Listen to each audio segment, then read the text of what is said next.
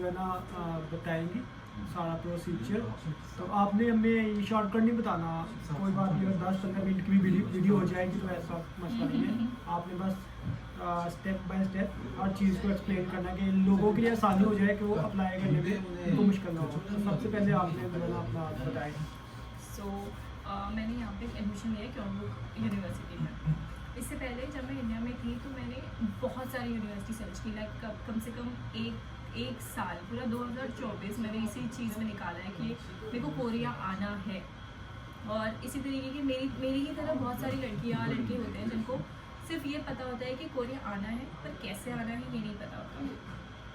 सो इसलिए जब मैंने शुरू किया जानना इसके बारे में, तो सबसे पहले मुझे जीपीएस के बारे में पता चला, और धीरे धीरे करके जैसे जैसे मैं उस प्रोसेस में घुसती गई तो मुझे उसके बारे में और इन्फॉर्मेशन मिलती गई। कभी भी जैसे आप अगर किसी एजेंट के थ्रू भी आ रहे हैं, कभी होता है बहुत सारे यूनिवर्सिटी के स्टूडेंट्स क्या करते हैं, ये एजेंट से अप्लाई करवाते हैं और एजेंट ही उनको यहाँ कोरिया में भेजते हैं। तो अगर आप एजेंट के थ्रू भी आ रहे हैं ना, तो मैं ये कहूँगी कि अपनी नॉलेज को लिमिटेड मत रखो, सिर्फ उतना जितना वो एजेंट्स बता रहे हैं। खुद से एक्सप्लोर करने की, खुद से जानने की कोशिश करो। मैंने भी एजेंट से अप्लाई किया था, एक इंस्टीट्यूट है, उन्होंने तो पैसे ले लिए और ढंग से कुछ किया भी नहीं। सो मैंने भी इस चीज़ में बहुत पैसे बर्बाद किए हैं।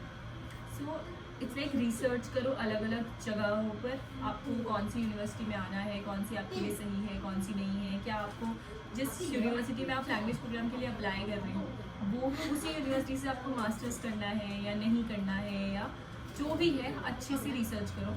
रिसर्च कैसे करनी है, आपको वेबसाइट्स यूनिवर्सिटीज़ की सबकी मिलेगी, और वो वेबसाइट अपनी इंडिया जैसी नहीं होती कि चलती ही नहीं है। मतलब इंडिया में तो ये होता है कि वेबसाइट जो है वो अपडेटेड ही नहीं है, बट यहाँ की वेबसाइट सारी अपडेटेड है, सारी इन्फॉर्मेशन उस वेबसाइट के अंदर है, एक एक चीज़ लिखी हुई है। तो उन वेबसाइट्स में जाओ, अच्छे से देखो हर चीज़ को कि आपके लिए सूटेबल क्या है, कोर्स सूटेबल है कि नहीं, एनवायरनमेंट सूटेबल है कि नहीं, जगह सूटेबल है कि नहीं। जगह के बारे में आपको ज़्यादा आइडिया नहीं भी लगेगा क्योंकि वहाँ बैठे बैठे इतना नहीं पता चलता, बट ये चीज़ें वेबसाइट की थ्रू हमको फिर भी काफ़ी हद तक आइडिया लग जाएगा कि आपको कहाँ जाना है, कहाँ नहीं जाना है। तो मैंने भी ऐसी बहुत सारी यूनिवर्सिटी की वेबसाइट देखी थी, बहुत सारे कोर्सेज के बारे में जाना था, उनके रेट्स तक भी लिखे होते हैं, मतलब जो फीस वो लोग चार्ज कर रहे हैं वो भी वेबसाइट में मेंशन होता है कि इतनी इसकी फ़ीस लगेगी, इतना रहने का खर्चा लगेगा, डोरमेट्री की फ़ीस। कुछ वेबसाइट्स कुछ यूनिवर्सिटीज़ होती हैं जो डोरमेट्री प्रोवाइड करती है, कुछ यूनिवर्सिटीज़ डोरमेट्री प्रोवाइड नहीं करती है, तो ये चीज़ भी देख लेना। तो इसी तरीके से रिसर्च करने के बाद मेरी शायद बात हुई थी आपसे ही, तो आपने मुझे क्योंबुक यूनिवर्सिटी के बारे में बताया था, तो मैंने उसके बारे में भी रिसर्च की और मुझे सच में वो यूनिवर्सिटी अच्छी लगी, तो मैंने क्योंबुक यूनिवर्सिटी में अप्लाई किया। अप्लाई करने के लिए आपने जो जैसे आपने अप्लाई किया था ना, मतलब वेबसाइट से, वो वेबसाइट का आप नाम भी मेंशन करें, और उसके अलावा जैसे आपने किसी प्रोफेसर से आपने कांटेक्ट किया था या फिर मैंने खुद से ही किया था। तो मतलब वेबसाइट किसकी बात कर रही हूँ, यूनिवर्सिटी की वेबसाइट जो कि क्योंबुक यूनिवर्सिटी है, तो इनकी अपनी एक वेबसाइट होती है जिसमें सब कुछ मेंशन किया हुआ होता है। सेजोंग यूनिवर्सिटी है, सेजोंग की अपनी अलग वेबसाइट है, कोई दूसरी यूनिवर्सिटीज़ यहाँ पे कोरिया यूनिवर्सिटी है, सोल नेशनल यूनिवर्सिटी है, इनकी अपनी वेबसाइट होती है, तो उनके थ्रू आप देख सकते हो। वहाँ पे आपका मेजर भी लिखा होता है, साथ में ये भी लिखा होता है कि अगर वो लोग कुछ मार्क्स रिक्वायर कर रहे हैं, जैसे अगर मान लीजिए उनको चाहिए कि आपके 12th में इतने % आए हैं, या मास्टर्स में इतने % आए हैं, पोस्ट ग्रेजुएशन में इतने % आए हैं, तो वो लोग भी वो चीज़ भी मेंशन होती है उसके अंदर। तो इस तरीके से वेबसाइट पे सब कुछ मेंशन होता है। उसके लिए आपको आईएलटीएस की ज़रूरत पड़ी?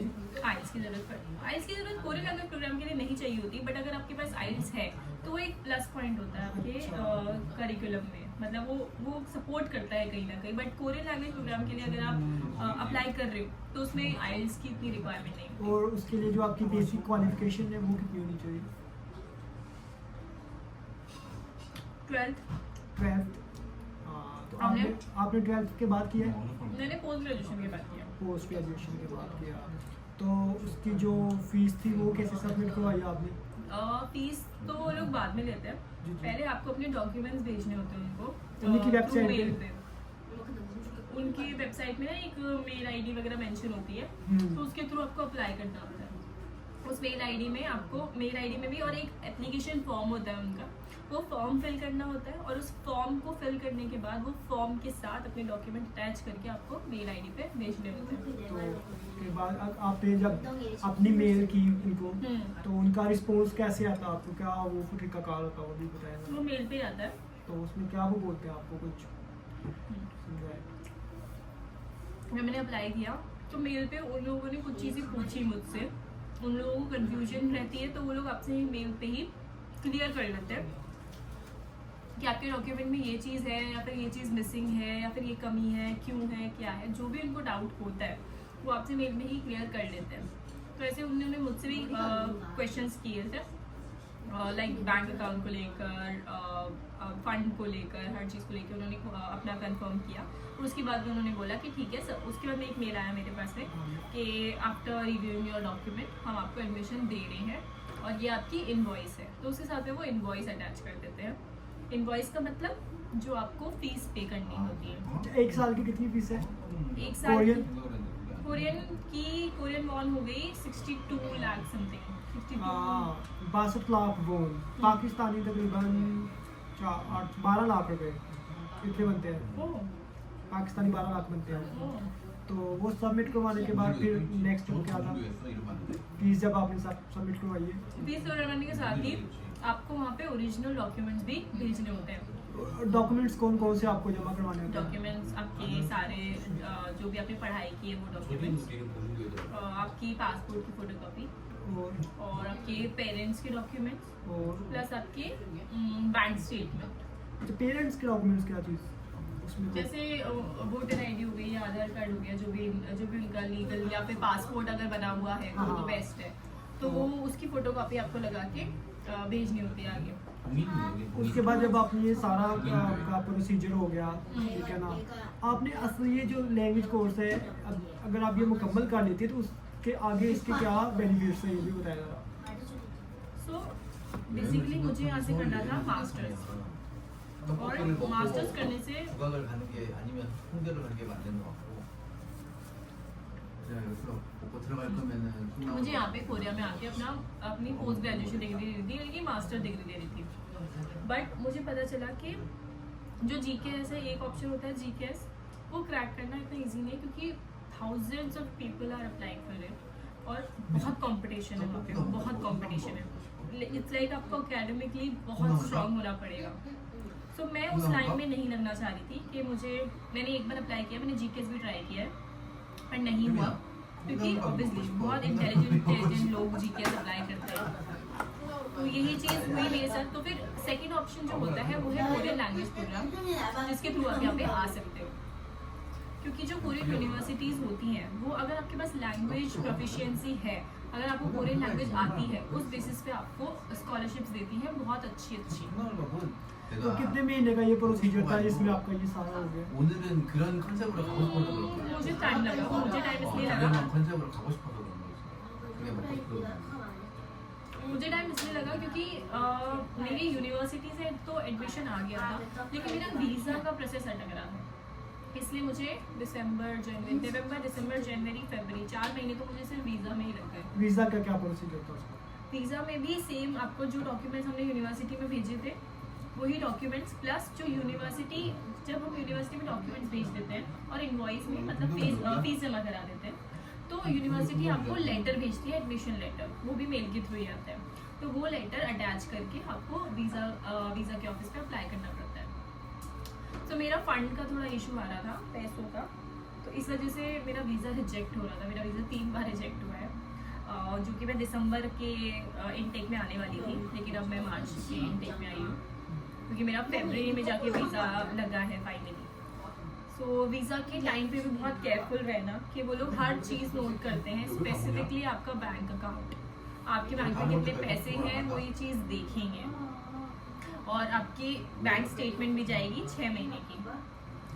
तो ये सब चीज़ें बहुत ज़रूरी है। तो अभी जब आप साउथ कोरिया आ गए तो आपकी क्लासेस स्टार्ट हो गई, तो आपका जो हॉस्टल वगैरह है वो फ्री है या उसका पेड है सारा? नहीं, वो भी मैंने पे किया था। मेरी जो फीस मैंने पे की थी उसमें 1 साल की पूरी पढ़ाई, 6 महीने का हॉस्टल या और इंश्योरेंस, ये चीज़ें मैंने पे की थी। तो 6 महीने के बाद या तो मैं अपना हॉस्टल को एक्सटेंड करा सकती हूँ या फिर मैं कहीं और जाके रह सकती हूँ, ले सकती हूँ घर वगैरह। 그런 안 들었네. तो ये जी थी आपके लिए इन्फॉर्मेशन 사랑하냐? जो आपको तकरीबन समझ आ जाएगी इस चीज़ से कि आपने अप्लाई कैसे करना है। और इससे ज़्यादा आसान वर्डों में कोई भी नहीं समझा सकता जैसे इन्होंने एक्सप्लेन कर दिया आपके साथ। तो अगर आप वाकई साउथ कोरिया के ख्वाहिशमंद है और लैंग्वेज कोर्स से आगे मास्टर डिग्री में जाना चाहते हैं तो ये बेहतरीन ऑप्शन है। हाँ, इसमें पैसे लगते हैं, ये सेल्फ पेड है, ये स्कॉलरशिप पे नहीं है, सेल्फ है इनके, क्योंकि इनके पास थे पैसे तो ये सेल्फ पे आ गई है। तो आप लोग भी अगर पैसे हैं तो सेल्फ पे आ सकते हैं, अदरवाइज आप JKS के थ्रू, वो कंपटीशन बहुत ज़्यादा है, JKS के थ्रू से आप जो है ना उसमें यूनिवर्सिटी में एडमिशन ले सकते हैं, लेकिन वो काफ़ी ज़्यादा जो है ना आपको उसके लिए इंटेलिजेंट भी होना पड़ेगा और मेरिट पे भी पूरा उतरना पड़ेगा। तो ये थी एक छोटी सी वीडियो आज के लिए। अगर आपको मेरी वीडियो अच्छी लगी और मज़ीद इन्फॉर्मेशन चाहिए तो आप कमेंट कीजिएगा। अल्लाह हाफिज़, बाय बाय।